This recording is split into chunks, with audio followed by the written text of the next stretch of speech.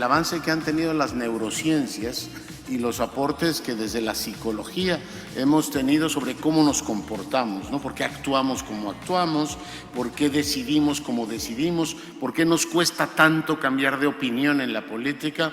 ¿O por qué odiamos con la misma fuerza con la que amamos? Hay aportaciones muy interesantes y la doctora Charot el día de hoy nos hará una presentación que nos va a clarificar muchas cosas. Ella es una profesora distinguidísima de la University College London, ha sido profesora también del MIT y tiene libros tan reconocidos, uno muy interesante sobre el sesgo optimista, ¿no? The Optimist Bias, y su consejo fundamental es Look Again, The Influential Mind, un libro muy, muy relevante. Por tanto, hoy tendremos la fortuna, doctora Charot, de escucharla.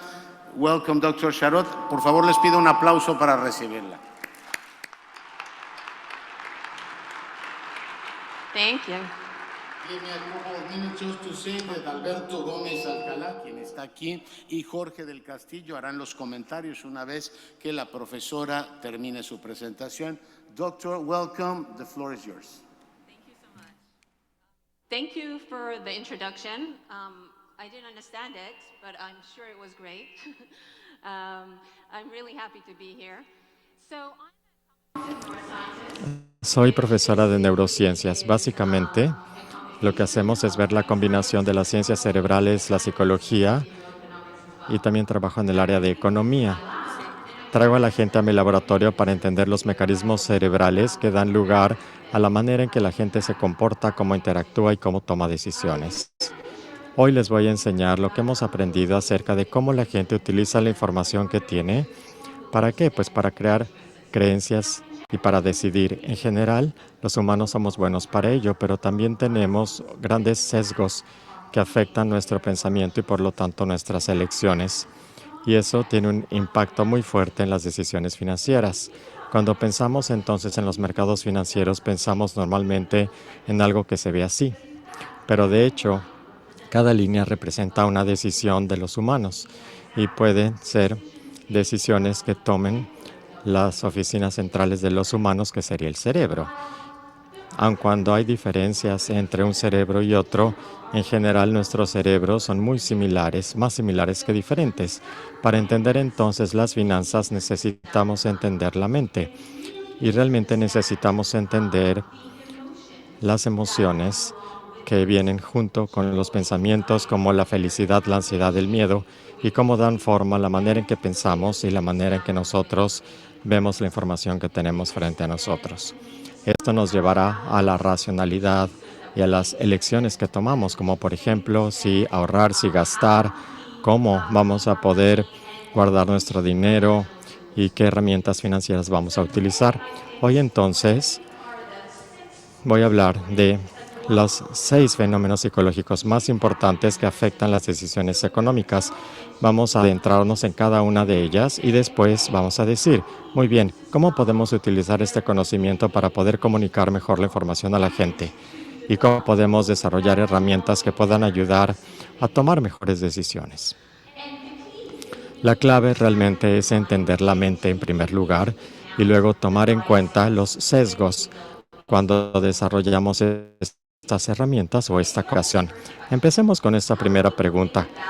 ¿Cómo la gente percibe el riesgo financiero?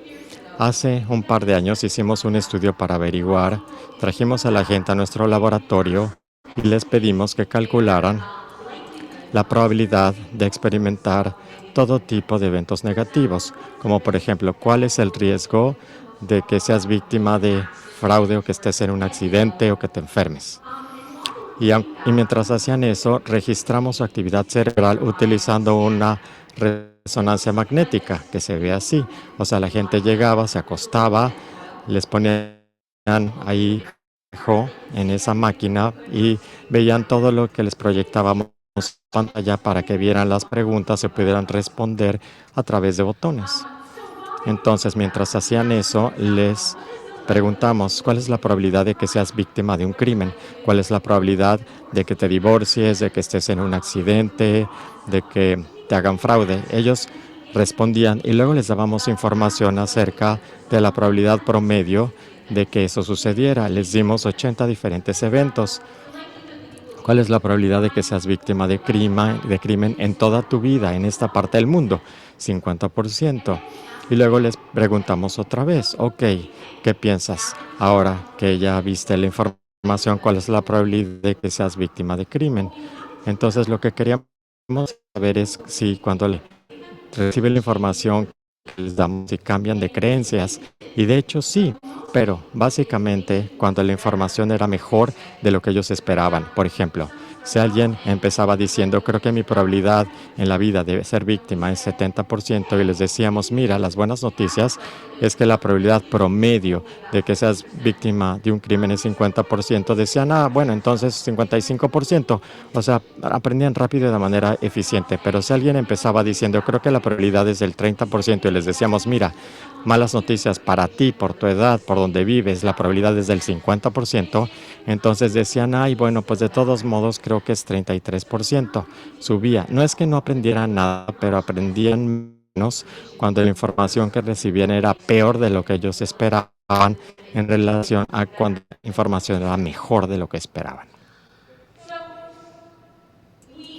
Así que vimos la actividad cerebral y encontramos que cuando la gente recibe buenas noticias, muchas regiones en el cerebro codifican esa información positiva, incluyendo esta parte que es la circunvalación izquierda. Del otro lado del cerebro, en la circunvolución derecha, tenemos la información negativa y no es tan bueno ahí. Y mientras más optimista sea uno, de acuerdo con estos cuestionarios, menos es la probabilidad de que puedan recibir o interiorizar esta información negativa. Así que si nosotros tomamos un poquito de información que es un poquito más positiva, a diferencia de la negativa, terminaremos con un cálculo irrealista de lo que el futuro nos espera.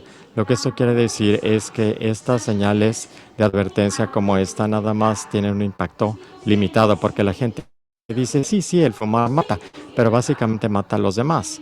Pero cuando el mercado de la vivienda sube, dicen, sí, mi casa definitivamente también va a subir de precio.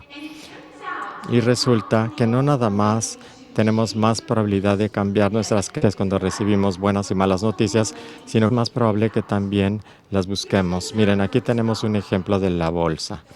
Entonces, algunos economistas conductuales querían saber cuándo la gente se metía en sus cuentas bancarias para ver sus acciones, no para hacer transacciones, sino nada más para ver cómo iban sus acciones.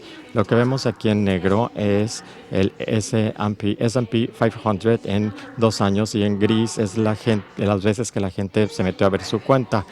Esto quitó los confusores. Cuando el mercado entonces está subiendo, la gente es más probable que se meta a ver cómo van las acciones.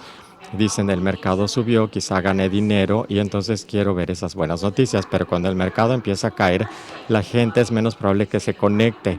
Dice, el mercado bajó, quizá perdí dinero, mejor no me meto, prefiero ni siquiera ver. Entonces, todo esto aplica siempre y cuando la información negativa realmente se pueda evitar de manera realista. Lo que no vemos aquí es lo que sucede unos meses después, cuando hubo el colapso del 2008, cuando el mercado cayó drásticamente y luego la gente empezó a meterse desesperadamente, pero era por eso. Esta tendencia de buscar las buenas noticias y utilizarlas más para cambiar nuestras creencias nos lleva a lo que llevamos el sesgo optimista. El sesgo optimista es nuestra tendencia para poder subestimar la probabilidad de experimentar eventos negativos en nuestra vida, como un divorcio, un accidente, una enfermedad, y sobreestimar la probabilidad de experimentar eventos positivos, como éxito financiero o el tener hijos talentosos. Y esto lo vemos en toda la población, en el mundo occidental, en el mundo no occidental, en hombres, en mujeres, a diferentes edades. Sin embargo, únicamente lo vemos cuando la gente piensa en su propio futuro y en el futuro de sus familias. Esto no lo vemos ni somos tan optimistas tanto en relación con la persona sentada junto a nosotros y somos pesimistas en cuanto a la capacidad de nuestros líderes y de hacia dónde nos llevan a nivel global. Este es optimista público. La gente se siente optimista de sus propios prospectos, pero negativos acerca de asuntos nacionales o globales. Y una razón es por el sentido del control. Tenemos un sentido de que estamos en control de nuestro propio futuro.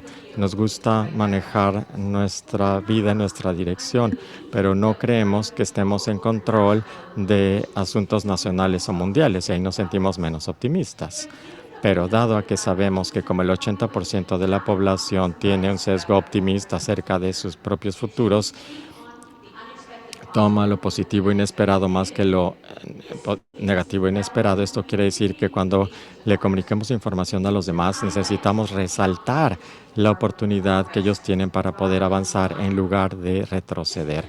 Esto no quiere decir que embellezcamos las cosas por ellos, sino mostrarles el camino para llegar a la meta. En lugar de decirle a alguien, por ejemplo, si tomas la ruta vas a perder tiempo y dinero, resaltando lo negativo, hay que decirle lo contrario. Si tomas la ruta B, vas a ganar tiempo y dinero. A ver, les voy a dar un ejemplo de un estudio empírico de cómo se hizo esto. Miren, este estudio está en el área del siempre, y todos sabemos que lavar es la manera más importante de evitar hospitales y en los restaurantes. En un hospital, por ejemplo, en el estado de Nueva York, se instaló una cámara para ver con qué frecuencia los médicos se lavan las manos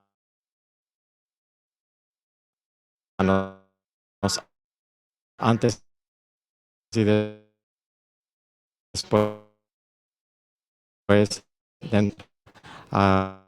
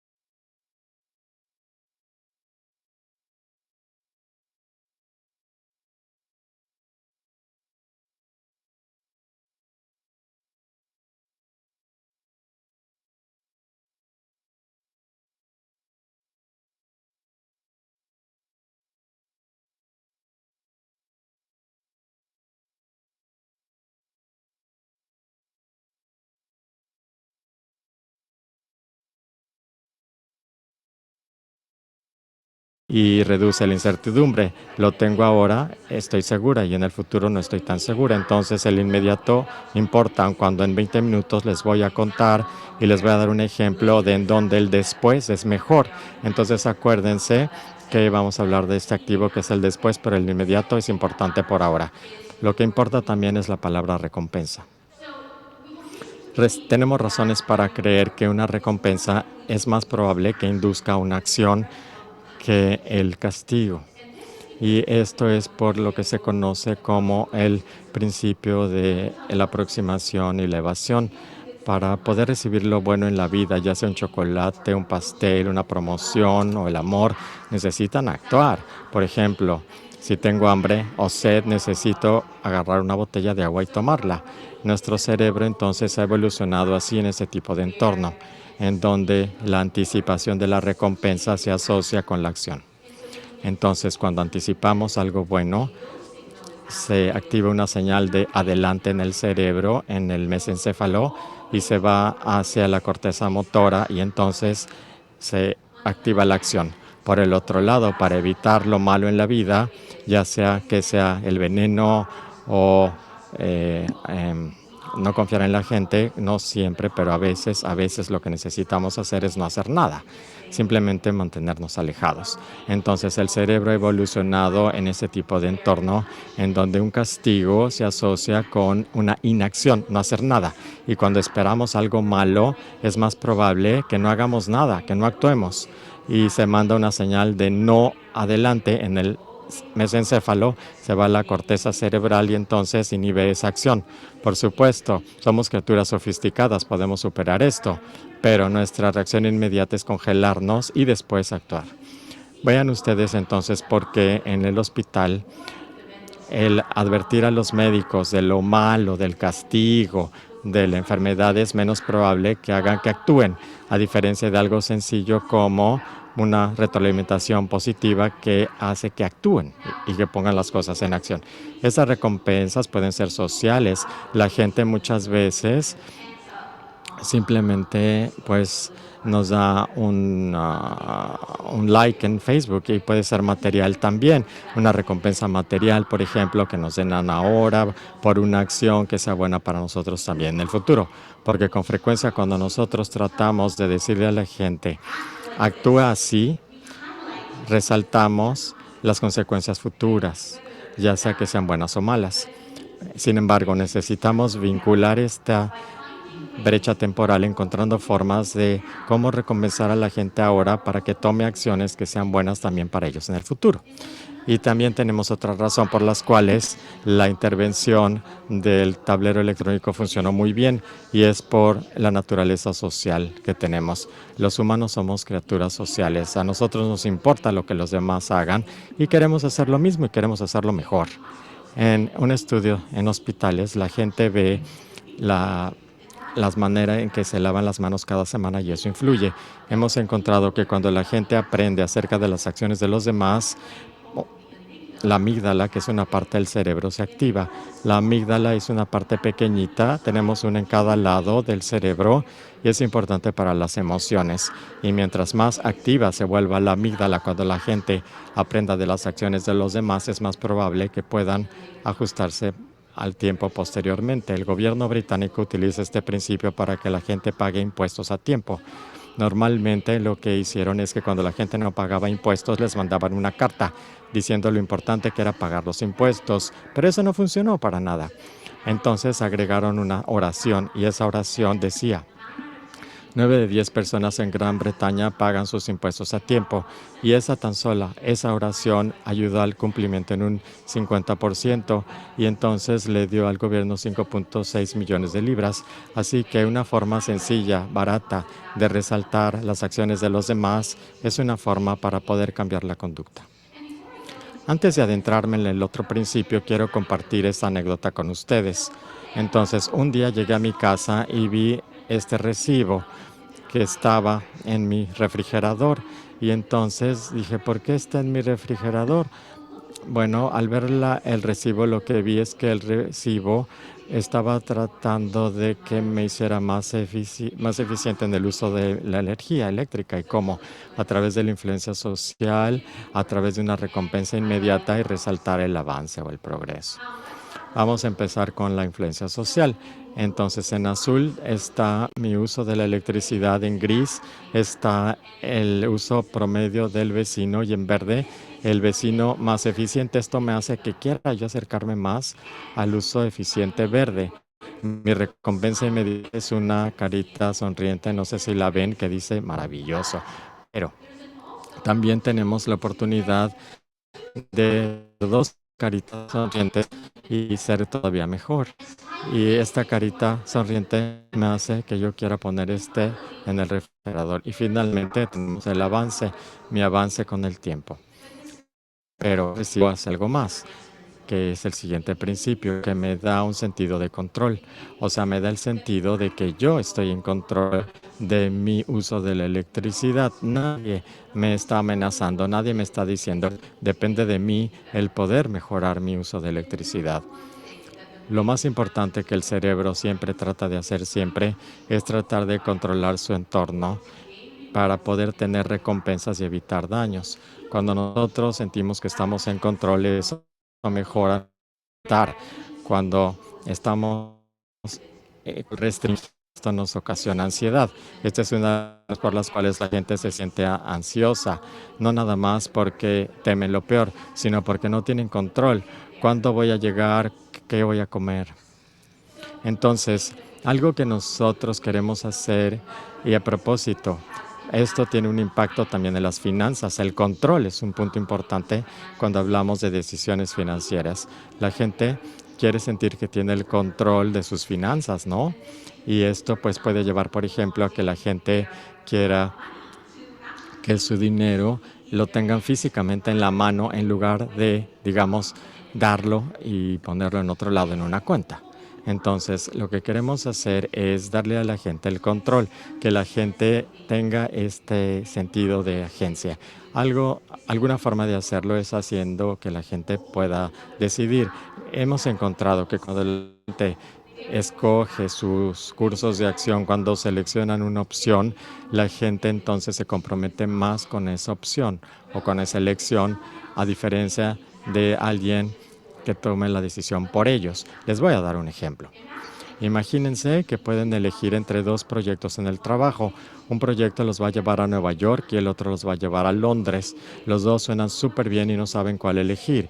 Y dicen, bueno, pues voy a elegir el que me lleva a Nueva York. Lo que sucede es que segundos después la gente racionaliza su elección y dice, uy, ¿por qué no escogí Londres?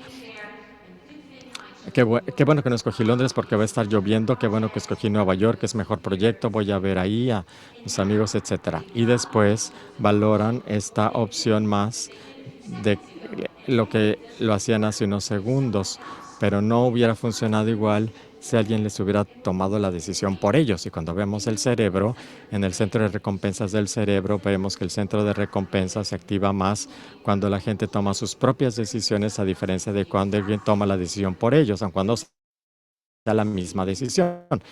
Es cuando hay que darles a la gente opciones. Definitivamente pueden dirigir a la gente a que tome la mejor opción que ustedes quieran, pero es importante que la gente mantenga ese sentido de agencia, de elección. No hay que darle a la gente demasiadas opciones. Quizá escuchen de experimento de Jam, en donde a la gente le dieron opciones entre 60 cosas que elegir y la gente se sentía abrumada y simplemente se fue del supermercado porque tenía 60 opciones de mermeladas, prefieren 2 otras opciones de 60. Entonces, un sentido de agencia es importante en los momentos de incertidumbre. Miren, por ejemplo, durante la pandemia queríamos ver cuáles serán los factores que protegían a la gente en su sentido de bienestar en estos momentos de crisis, y encontramos que el principal factor en relación a felicidad durante la pandemia era el sentido de control. Estas personas que sentían que estaban en control de sus vidas, aunque no estuvieran confinadas, pues se sentían protegidas. Y otras cosas eran importantes como el ingreso, por ejemplo, o la edad, y también si tenían un seguro de vida o su percepción de cuánto riesgo enfrentaban. Pero el sentido de control fue el principal factor. Y la gente que no tenía este sentido de control, pues entonces su bienestar se vio afectado negativamente. Y esto me lleva entonces al siguiente punto, que es importante considerar quién está frente a nosotros. Los movimientos de la mente no son igual que los movimientos de la física. No tenemos una regla que sea como la gravedad en todos los contextos. Sí importa quién está frente a nosotros y cuál es su estado emocional. Y algo que importa muchísimo es la cantidad de estrés que la gente vive. Cuando la gente está bajo estrés, empieza a concentrarse en lo negativo. Y eso puede ocasionar vistas pesimistas. Por ejemplo, trajimos estudiantes al laboratorio y queríamos estresarlos para ver qué les pasaba y cómo se afectaba su mente. Les dijimos que iban a tener que dar una plática frente a los demás sobre un tema sorpresa durante 5 minutos. Los íbamos a juzgar, los íbamos a calificar y los íbamos a subir a YouTube. Entonces se estresaron muchísimo. Nos dijeron que estaban estresados. Y entonces, pues, estuvimos viendo su nivel de cortisol en la saliva para ver cuánto subió. Vimos que sí estaban bien estresados. Y luego les dimos la pregunta de estimar su riesgo. El riesgo de estar en un accidente, de que les hicieran fraude y bajo estrés.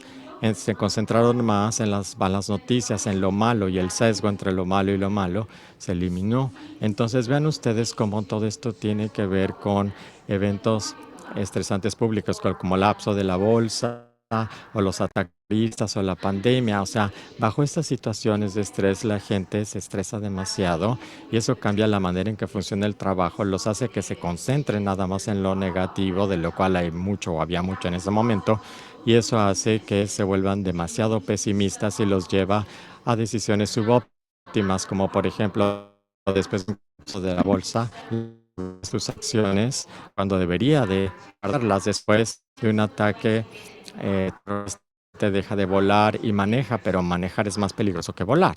Entonces, pues, bajo pues vemos el sesgo pesimista, especialmente cuando están bajo corazón, cuando los mercados están relativamente tranquilos, a veces vemos una sobrereacción positiva. La gente toma las buenas noticias mejor que las malas, pero cuando los mercados empiezan a caer y la cosa, reaccionan de más en la parte o en la dirección negativa. Y resulta que dependiendo del estrés que tengan, también tiene que ver con la edad. El estrés empieza muy bajo en la edad de la infancia y luego sube cuando tenemos como 50 años y luego empieza a bajar. Y la felicidad es al revés.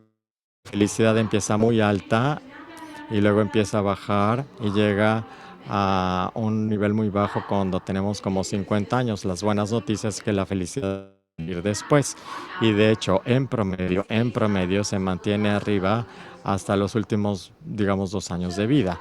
Entonces la pregunta es, ¿qué sucede si ustedes fueran ustedes o la persona con la que ustedes interactúan? Lo que necesitan hacer es reducir el estrés, reducir la ansiedad, mejorar el bienestar, incluso mejorar el optimismo.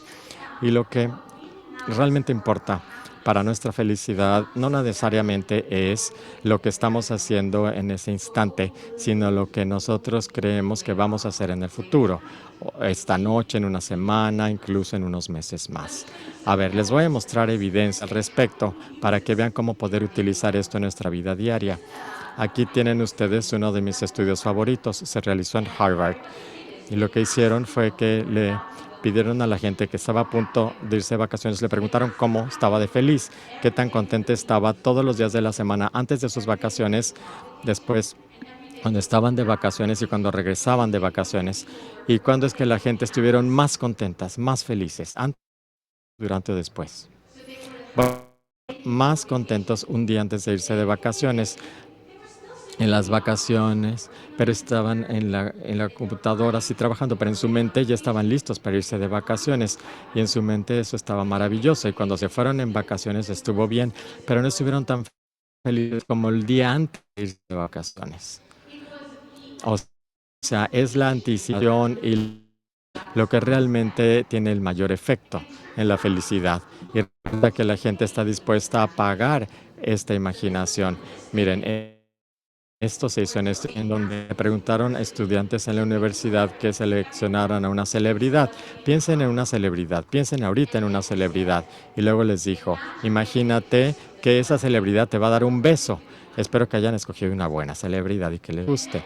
Y después les dijo, ¿cuánto estarías dispuesto a pagar para que esta celebridad te diera un beso? Si el beso te lo diera hoy, o en 3 horas, o en un día, o en 3 días, en un año, o en 10 años. Entonces encontró que la gente estaba dispuesta a pagar más para que les dieran un beso, no ahora, sino que les dieran un beso en 3 días. O sea, en otras palabras, estaban dispuestos a pagar. Ahora, no querían esperarse 10 años, ni quería esperar tanto tiempo, pero 3 días fue el tiempo óptimo. ¿Y por qué? Bueno, pues porque si les dan el beso ahora, ya se acabó la emoción, pero si les dan el beso en 3 días, en esos 3 días van a estar imaginando qué padre va a estar, dónde va a ser.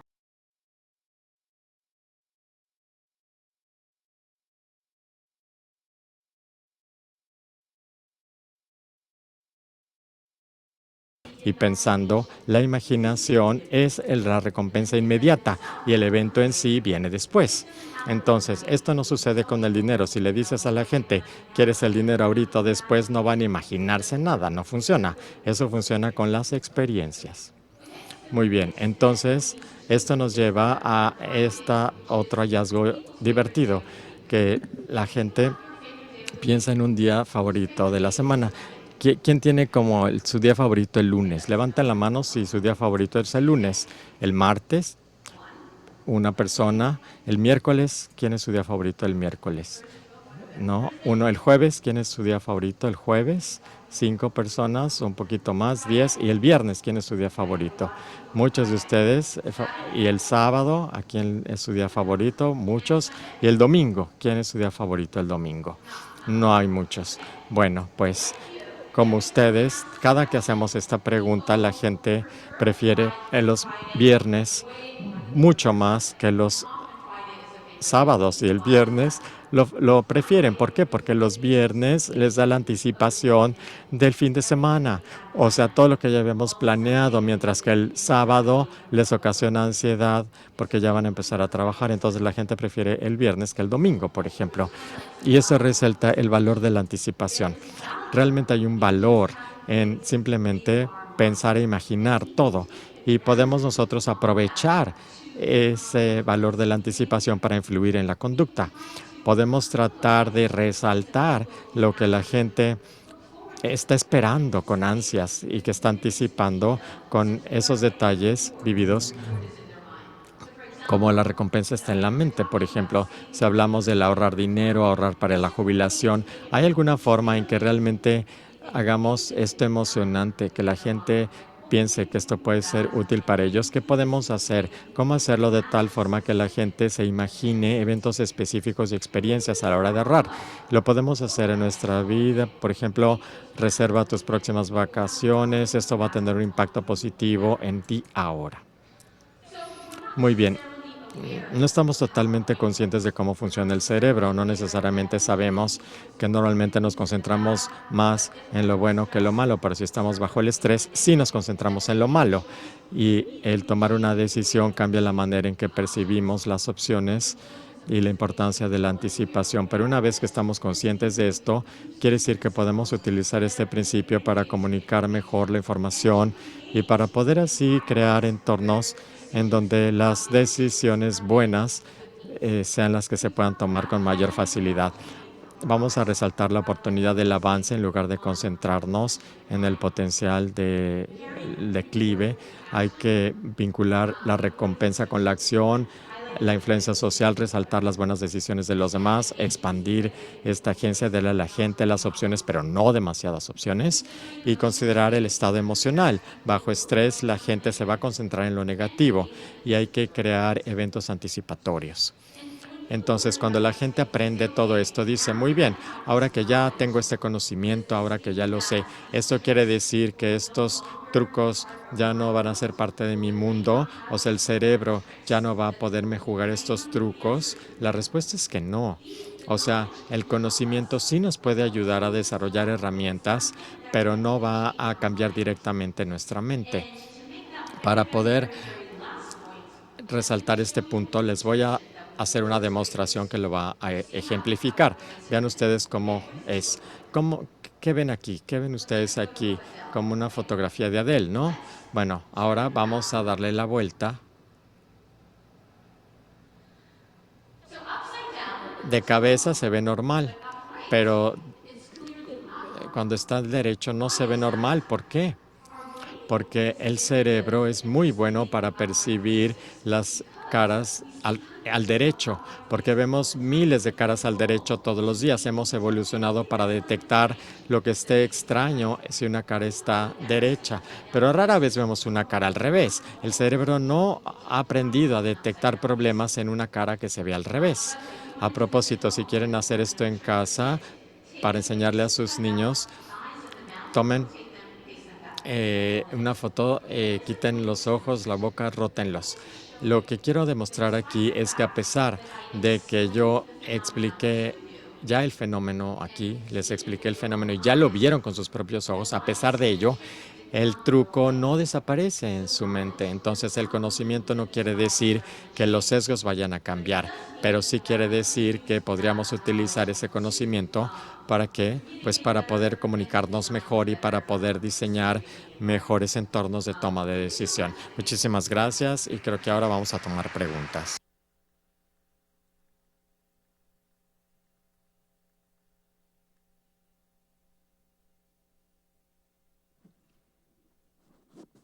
Hello. Thank you so much. I appreciate so thoughtful and powerful messages that you just sent because they just came in. Que nos diste ya que llegaron justo en el momento preciso. Como sabes, parte de los contenidos y los temas que hemos tenido en la convención, este es uno de los pilares que es muy relevante para nosotros, que tiene que ver con la educación financiera. Nosotros sabemos que con esto vamos a poder tener mayor bienestar y más inclusión. Gracias a todos los conceptos que nos presentaste. Es impresionante cómo funciona la mente, todas las conductas que tenemos. Estoy seguro que todos nos sentimos familiarizados con este tipo de aspectos que tú presentaste. Entrando en más detalle sobre lo que tú presentaste aquí, simplemente anoté algunas cosas que me gustaría recordar, ya que yo considero y espero que para todo mundo esto represente parte de los impulsores que van a generar más preguntas. Sin embargo, a mí me parece que nuestro cerebro funciona de tal manera que no tiene tan solo que ver con información. No tan solo es la información lo importante. Nuestro cerebro procesa riesgo, tiempo y el contexto social, lo cual son factores muy importantes. Algunas veces se nos olvida que tenemos que incluir todos estos factores como parte de este trayecto que tiene que ver con la educación de las personas. Nos mostraste que la influencia de mecanismos enrasados en cuestión de sesgos optimistas, las diferencias sociales y los estados emocionales cuando hay tensión. Estas son algunas de las cosas con las que yo me identifico totalmente. Así es que parece que nosotros necesitamos diseñar sistemas que tengan que estar alineados con los humanos. Yo diría que esta sería mi conclusión. Con esto en mente, simplemente me gustaría abrir la sesión a preguntas y respuestas y vamos a empezar a vincular estas preguntas en lo que tiene que ver con el mercado y contexto de México, ya que finalmente eso es lo que nosotros queremos lograr. La primera pregunta que tenemos es cómo los sesgos cognitivos impactan nuestra vinculación con el dinero. Es muy importante. Y después, ¿cómo es que nosotros como instituciones financieras en el sistema financiero deberíamos de promover la educación y el bienestar? Yo diría que estos son unos primeros comentarios. ¿Cómo estos sesgos se vinculan con el dinero y cómo podemos tomar esto en cuenta para poder ayudar a la gente? Bueno, yo creo que los sesgos, claramente todos están vinculados con el dinero. Por ejemplo, el sesgo optimista. Si yo pienso, todo va a estar bien, voy a encontrar un mejor trabajo posteriormente, es poco factible que todas estas cosas negativas me sucedan, accidentes, etcétera. Esto significa que no específicamente necesito ahorrar, no voy a necesitar ahorrar para los días malos o no necesito ahorrar mucho dinero, ya que la factibilidad de un día malo va a ser menor a nivel de mi mente. Me gustaría aclarar, sin embargo, que todos estos sesgos, incluyendo el sesgo del optimismo, no es específicamente algo negativo. Tenemos el sesgo optimista que ha evolucionado, ya que realmente es adaptativo. Este sesgo de optimismo mejora con el optimismo. Si creo que voy a tener éxito, hace que esté más motivado para salir y tener éxito. Es una especie de profecía autodefinida y tengo que hacerlo para ser exitoso. También mejora lo que tiene que ver con la exploración. En el aspecto negativo, reduce la factibilidad de que yo vaya a estar preparado. Así es que probablemente no voy a hacerme los chequeos médicos o no tendré un seguro. Y si eres adaptivo, lo vas a tener. Por ejemplo, muchas veces no usas un casco cuando estás en la bicicleta, ¿no? Hay aspectos negativos, pero también hay aspectos positivos. Este nos lleva a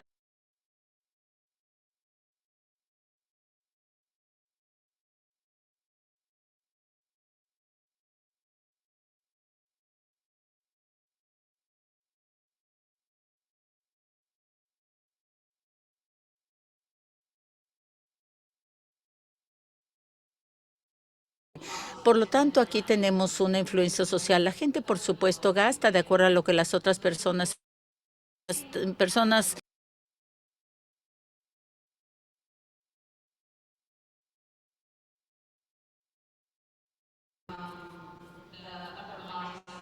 Otros sesgos, por ejemplo, como el estrés, es cierto que potencialmente cuando hay un estrés alto, a lo mejor voy a empezar a tomar las cosas negativas y no voy a valorar lo otro que me está sucediendo. Sin embargo, lo que necesitamos hacer es que necesitamos desarrollar una arquitectura y herramientas que estén alineadas en la forma como el cerebro funciona, no como quisiéramos que el cerebro funcionara. Nos gustaría decir, la gente va a tomar mejores decisiones si tuvieran esta información, pero en realidad esto no sucede y tenemos que tomar esto en cuenta. Esto finalmente nos lleva a pensar que, por ejemplo, el no pagar una multa. Por ejemplo, yo les mostré una cuenta que tenía un estado de cuenta de la luz, ¿verdad? Esta es una forma validada. Aquí está el avance, tenemos una carita sonriente, son pequeñas cosas. Y esto se ha estado utilizando por diferentes compañías en diferentes ámbitos de manera muy exitosa. Un ejemplo es una compañía que se llama Discovery de productos de salud que está en Sudáfrica, pero también está en el Reino Unido y en otros lugares. Ellos querían que la gente actuara de una manera que fuera a favor de la salud. Así es que entonces utilizaron esta metodología. Cada vez que tenían que implementar una acción, que compraban fruta, que iban al gimnasio, se les hacía un estudio, recibían puntos o bonos. Y de esta manera era como una tarjeta de crédito. Podían acumular los puntos y podían ver los puntos en su pantalla. Y a través de estos juegos estaban viendo que iban aumentando su puntuación y podían ver el avance que tenían. Las gentes podían ver su propio avance y de esta manera podían agregar a algunos familiares para poder estar comparando el avance. Así es que hasta cierto punto era una competencia de influencia social y utilizaban estos puntos para, por ejemplo, comprar una vacación. Esto tenía que ver con la anticipación. Este tuvo un efecto muy positivo. El incremento percentual en el comportamiento de cuidar la salud aumentó y las personas realmente estaban muy comprometidas con hacer esto. Tiene que ver con la diversión. Algo similar, por supuesto, se podría hacer para la industria financiera.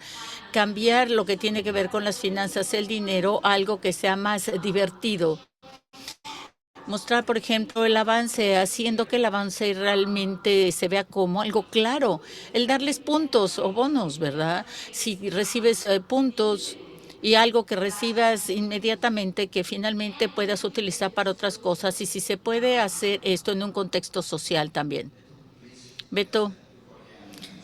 Gracias, Jorge. Fascinante toda la investigación y muchas gracias por compartir todo este maravilloso análisis. Y probablemente esta es una pregunta que esté vinculada con la anterior que comentó Jorge. Hablaste del dinero como algo que nosotros tenemos que considerar. La confianza es otro elemento. El efectivo es algo más y el efectivo específicamente en el contexto mexicano es un elemento muy importante, ya que a pesar de que tenemos la tecnología, los sistemas, los productos, seguimos teniendo un alto uso de efectivo, inclusive comparado con otros países en América Latina. Tenemos una recompensa inmediata. Al dejar de utilizar el efectivo, creo que va a ser algo más complicado. Desde tu perspectiva, ¿qué consejo nos darías para hacer adicional con los esfuerzos que estamos implementando con las autoridades y los bancos para poder reducir el uso de efectivo en el país? Sí se puede tener reconocimiento al meter el efectivo en la cuenta y de esta manera puedes dar premios inmediatos.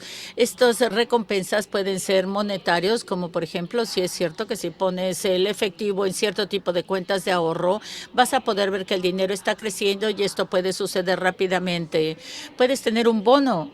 Así es que definitivamente hay ciertos premios que puedes tener, por ejemplo, un boleto para algún concierto. Hay premios que se pueden dar para dejar de promover el uso de efectivo. El tema de control es muy importante.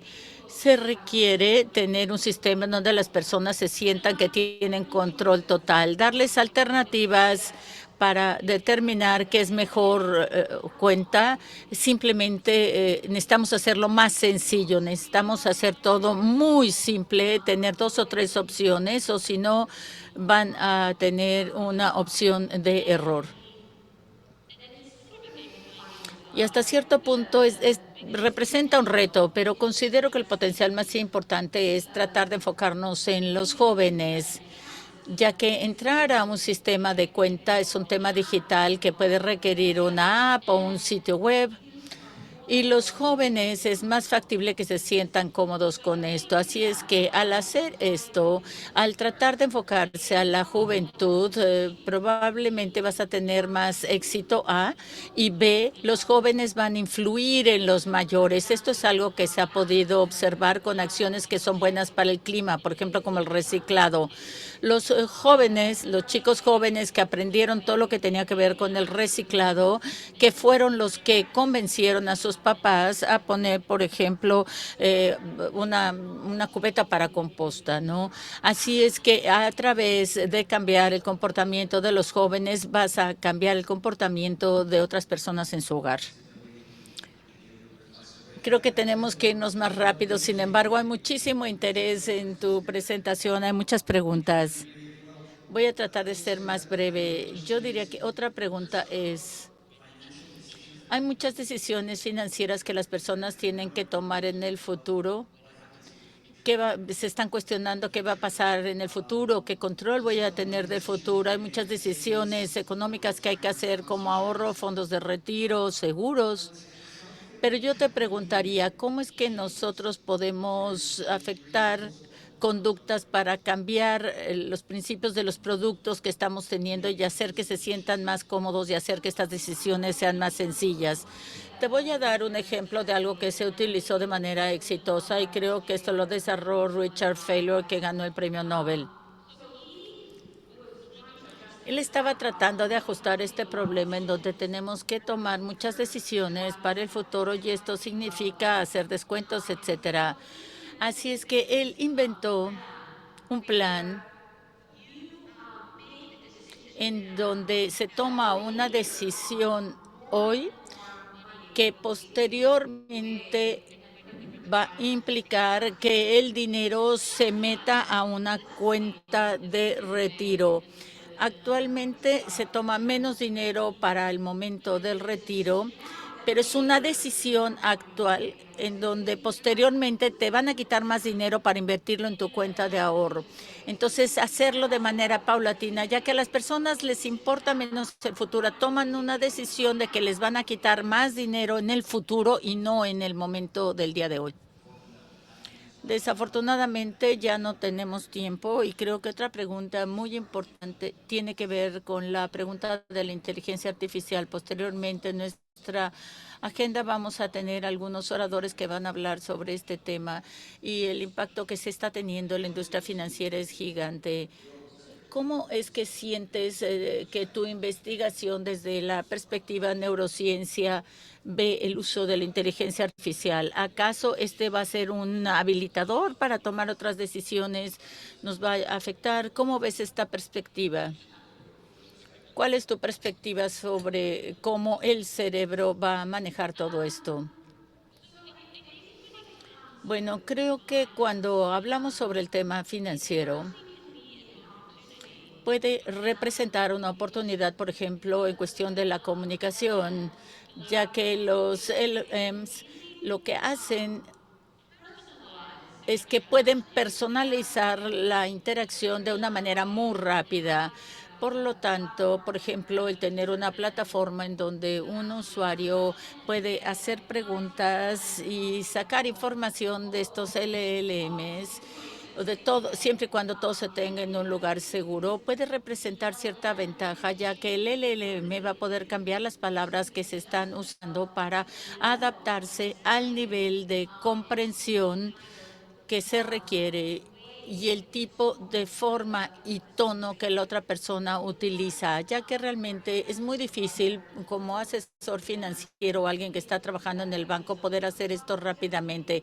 Hablar de una manera diferente, comunicarnos de manera diferente con los otros, es algo que va ahora a detectar cuál es el estado emocional, qué tipo de idioma están utilizando, de lenguaje están utilizando.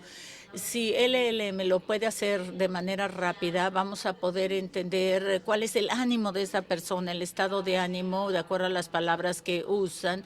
A lo mejor se van a estar concentrando más en lo positivo, en lo negativo, les importan las cosas sociales o no. Lo pueden hacer sin hacer preguntas, con interacción rápida. Aquí hay una oportunidad. Por supuesto, necesitamos poner muchas guías y legislaciones en inteligencia artificial, pero en cuestión de todo esto de inteligencia artificial, pero potencialmente hay una manera de darle información y dar respuestas a la gente de una forma que sea mucho más sencilla y esté más dirigida a donde realmente deben de estar. Bueno, parece que se nos acabó el tiempo, pero tenemos muchísimas preguntas aquí del público. Beto, yo no sé si tú quisieras preguntar algo más.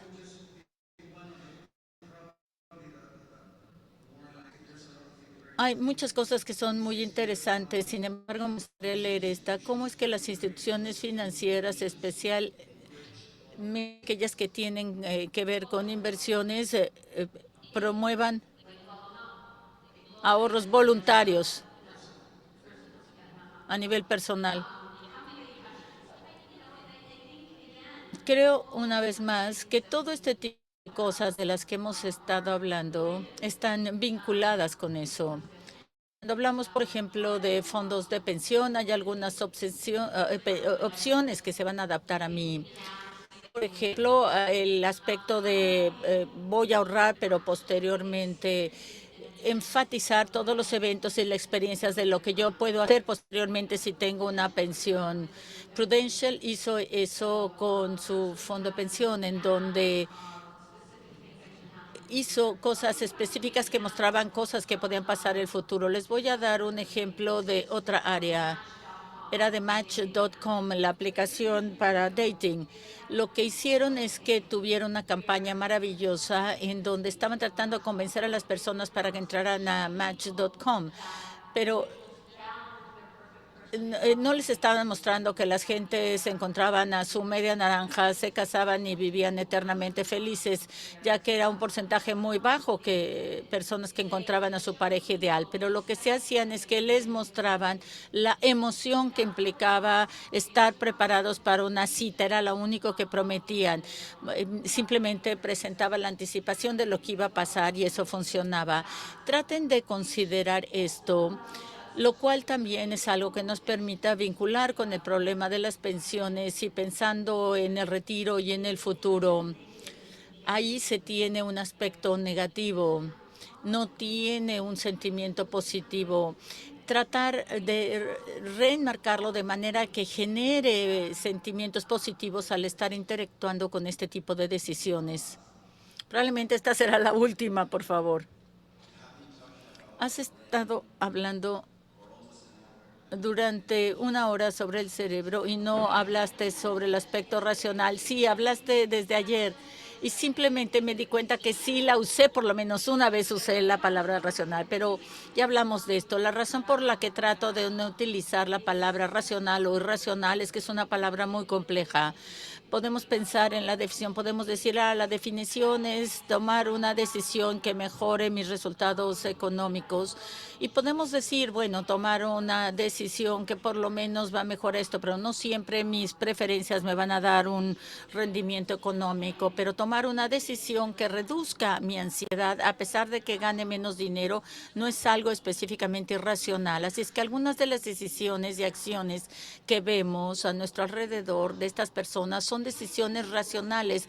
Puede ser que acaben con menos dinero, pero por lo menos en ese momento. Creo que es un poco difícil poder definir qué es racional y qué no es. Esa es la razón por la que trato de evitarla, pero algunas veces sale.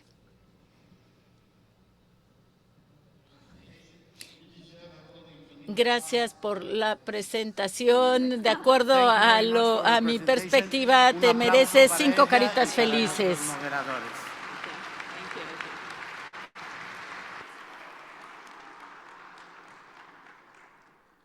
Posan para la foto, por favor. Gracias por acompañarnos en la 89ª Convención Bancaria, Innovando la Banca, Construyendo el Futuro. Nosotros regresamos en breve con las actividades de hoy. Gracias.